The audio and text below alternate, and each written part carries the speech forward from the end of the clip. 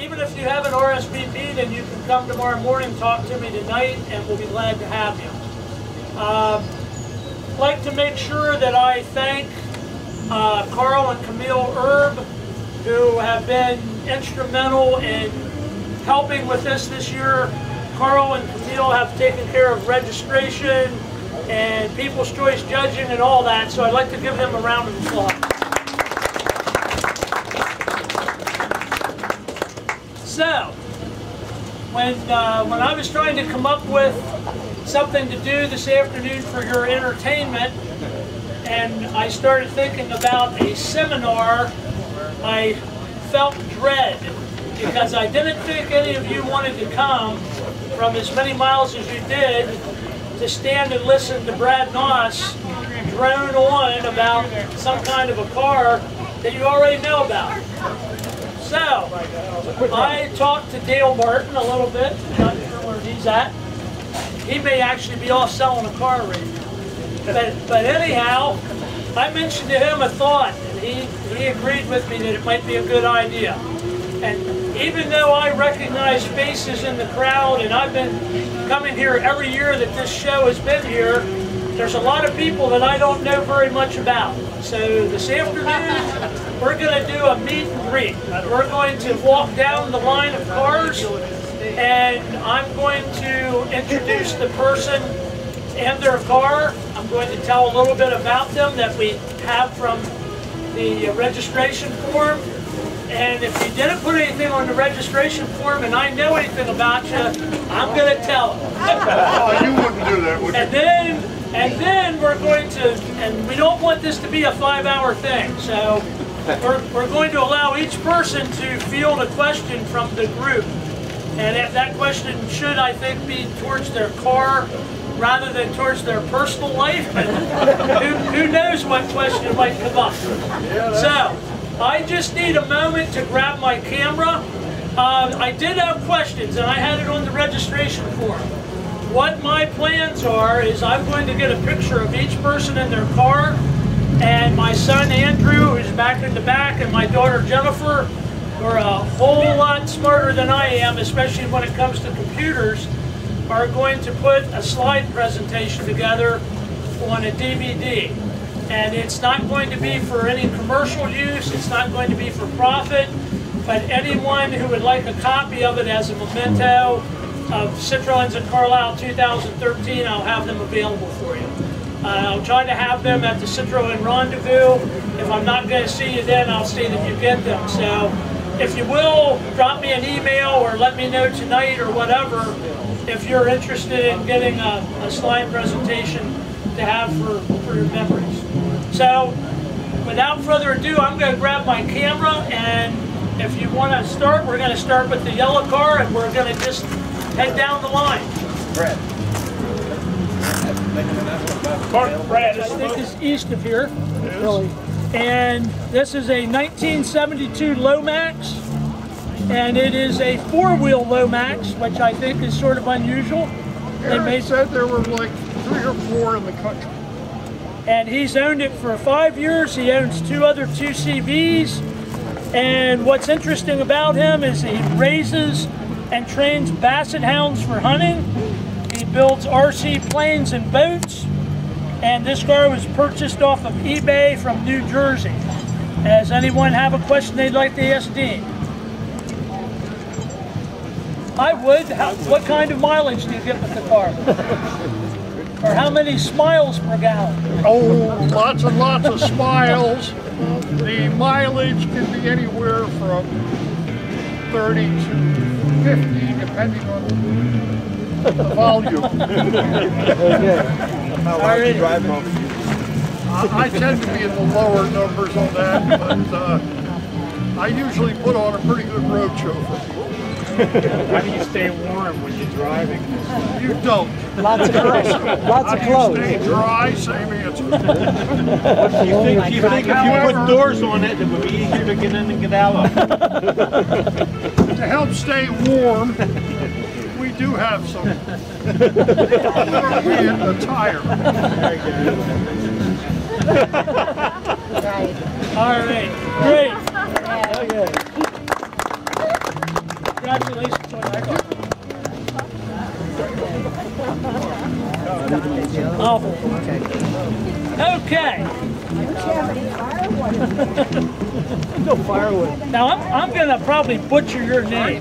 That's okay. This is Suzanne and Don, and I'm going to let one of you pronounce your last name. Kupczynski. Okay, I want to attempt it again. Good Irish name. Yeah.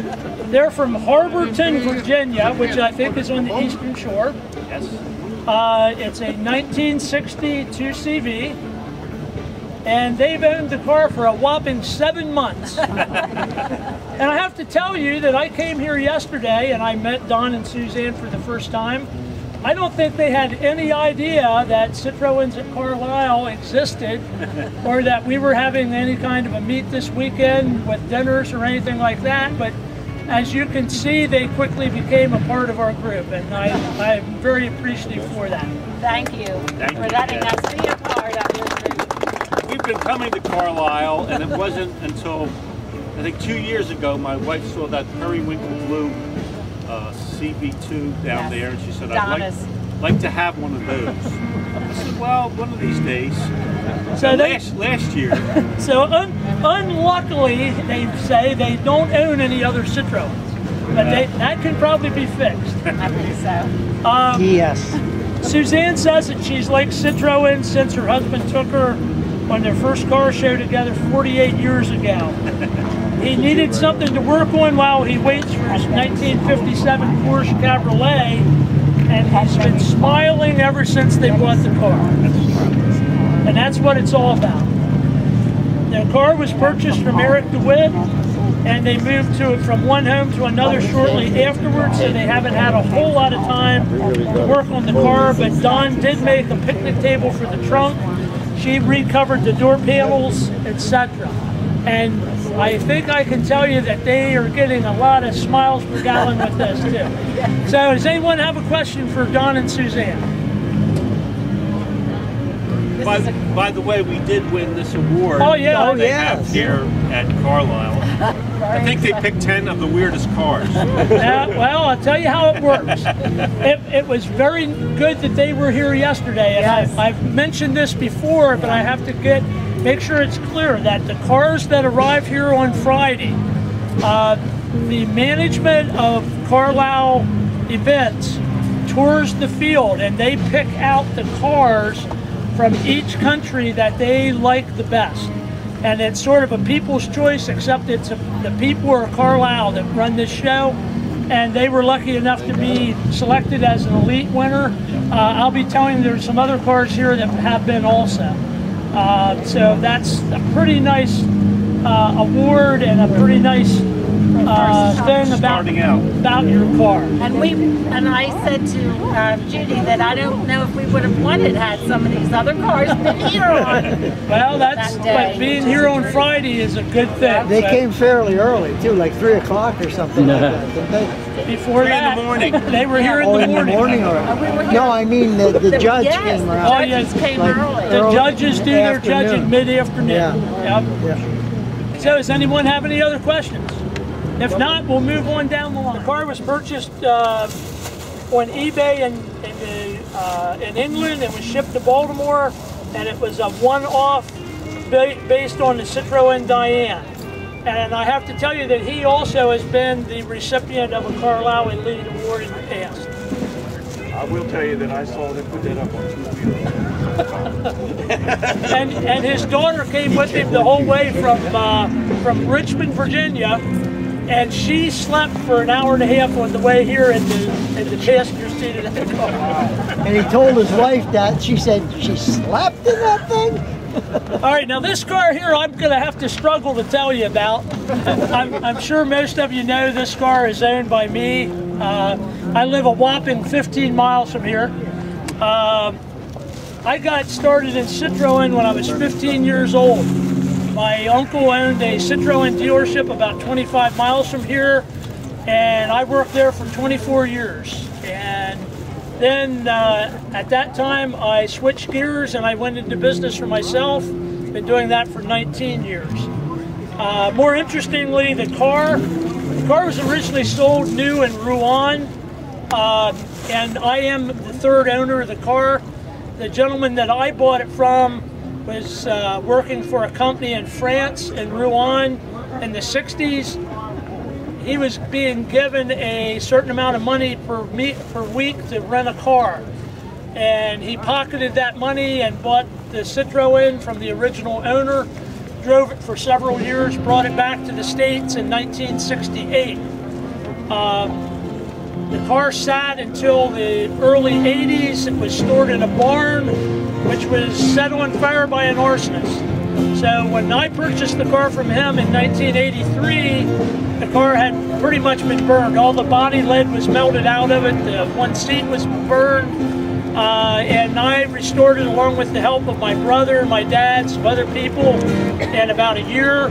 And it was done in 1984, which happened to be the 50th anniversary of the traction bomb. I've been lucky enough to win the Carlisle Elite Award, and I also was chosen as a Winner's Circle winner, and I'll explain that to everyone. The Winner's Circle, tomorrow, they will announce the Winner's Circle winners, and what they do is, again, Carlisle Events picks their favorite car from each country, and that person is given a nice jacket, a hat, and is honored as the best car of that country. So I'm very proud to have won that. There's one other thing I wanted to say about this car, and I forget what it was, so we'll move on. Does anybody have any questions? Beautiful car, Brad. Well, then I'm going to introduce you before you say it.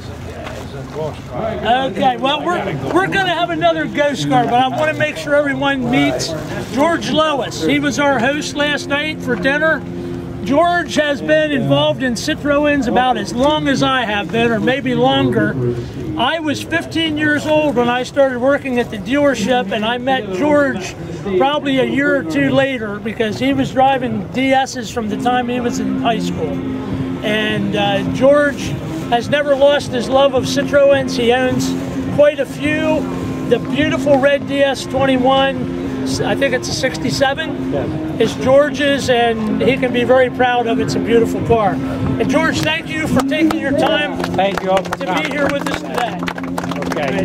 Unfortunately, I have to go because I don't want to lose my car. Have fun. That's my wife. Okay. Have fun, George. Okay, thanks. All right, I'd like to introduce you to Rich Bizarre. Rich lives in Watkins Glen, New York, where him and his wife own a bed and breakfast. And Rich previously lived in Maryland when he owned this car. The car's a 53 traction Avant 11 Normal, and he's owned it for 18 years. And his comments are, this poor Citroën has survived my clumsy mechanical work for 18 years now. It's had at least 5 owners and still runs great. And I'll comment that I think I saw one of the previous owners here today. Russ Spears, I think was the immediate prior owner of the car, and I saw him this afternoon. So, does anyone have any questions for Rich? How's the bed and breakfast business? If you're in Watkins Glen, New York, look them up, Manor Bed and Breakfast. Rich, thank you very much.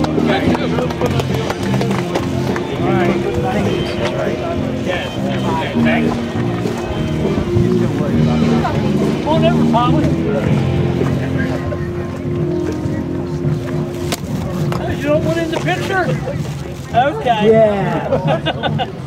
Well, I'd like to introduce you to Ken Batch. And his wife Polly is sort of hiding in the background over there.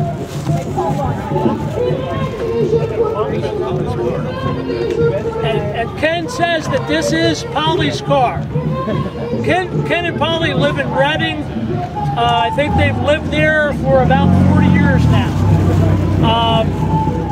Ken, I think, is one of the most determined and longest Citroën owning people that I know. A lot of us have a Citroën and we drive it and we have fun with it. Ken and Polly drove nothing but Citroëns up until 8 years ago. About 8 years ago, their only cars were Citroëns and they drove them every day. That deserves a round of applause. This car is their 10th Citroën that they've owned. The total mileage that Ken and Polly have driven in all of their cars is about 23,000 miles short of 1 million miles in Citroën. Between 1964 and 2004, they only owned Citroëns, no other brand of car. And I have to tell you that this car is one that I previously serviced when I worked at the dealership many, many years ago. Ken and Polly, do you have any questions for them? That's a lot of fun. 280,000. Wow. 280. We're the second owner, and it had about 80,000 in 1980. Wow. Has the engine ever been rebuilt? Once, but it's been a long, long time ago. It was done at the Delaware shop. Wow. That was probably in the mid-80s, if I remember right. Holy cow. Yeah. And Ken and Polly are actually considering moving from their present home into another venue. We wish them well with that. Polly is well known because she's a gardener, right, Polly? Sort of. I've been to their home and I know she's a gardener. It's always very pretty. So, anyone else have a question? If not, congratulations. I don't think anybody else here is going to say they've been as hooked on Citroën as Ken and Polly.